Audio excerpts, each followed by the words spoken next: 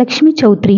இவங்க சின்ன வயசுல இருந்தே கேட்ட ஒரு வார்த்தை என்னன்னா, உன்னை யாருக்கும் தேவையில்லை, நீ ஒரு சுமை மட்டும்தான், உனக்கு கல்யாணம் அப்படின்ற ஒண்ணு இந்த ஜென்மத்துல நடக்கவே நடக்காது.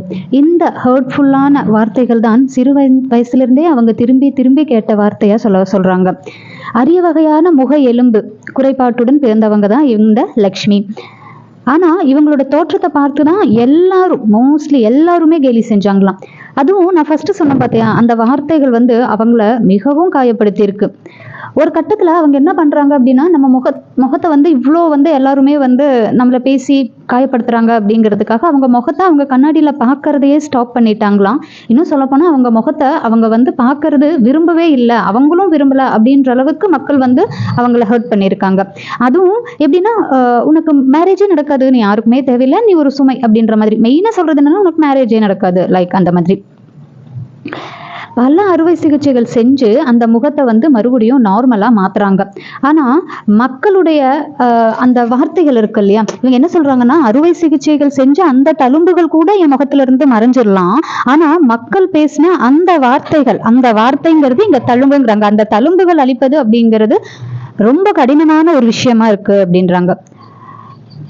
ஆனா அவங்க லைக் இப்போ ரொம்ப ஒரு சக்சஸ்ஃபுல்லான லேடியா இருக்காங்க சோஷியல் மீடியா இன்ஸ்டாகிராம்ல. அது எப்படி அப்படின்னா, அவங்க என்ன சொல்றாங்கன்னா, உலகம் மற்றவங்க எல்லாருமே நான் எப்படி அப்படின்றது நீங்க எல்லாரும் தான் சொன்னீங்க, பட் நான் என்ன ஆகணும், நான் எப்படி இருக்கணும் அப்படின்றது நான் தானே முடிவு பண்ணணும் அப்படின்ட்டு அவங்க என்ன சொல்றாங்க அப்படின்னா, மற்றவங்க உலகமே அவங்கள இப்படிதான் அப்படின்னு மதிப்பு பண்ணி வச்சிருக்கும் போது நான் என்ன அப்படின்னு நினைக்கல. அண்ட் மோர் ஓவர் என்னுடைய பேரண்ட்ஸ் நான் தனிமையில இருக்கேன் அப்படின்னு என்னை ஃபீல் பண்ணவே ஒரு செகண்ட் கூட விடல. அவங்களுடைய அன்பும் ஆதரவும் எனக்கு எப்பவுமே இருந்திருக்கு அப்படின்னு சொல்றாங்க. அதுதான் என்ன மெதுவா மாத்தவும் செஞ்சது.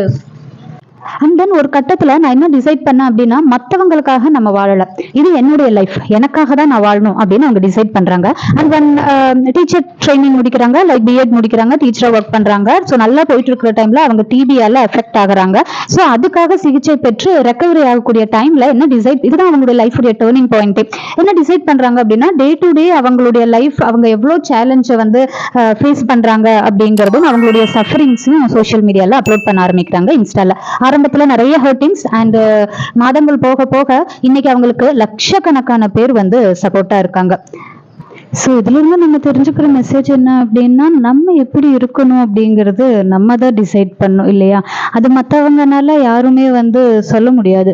நீ ஒரு ஃபெயிலியர் தான், உனக்கு சக்ஸஸ் அப்படிங்கிறதே கிடைக்காது, நீ டேஸ்ட் பண்ணவே முடியாது, லைக் அதெல்லாம் வேற யாரும் சொல்ல முடியாது. நம்ம என்ன டிசைட் பண்றோம், நம்ம அதுக்கு எவ்வளோ சின்சியரா இருக்கோம் அப்படிங்கிறதுல தான்.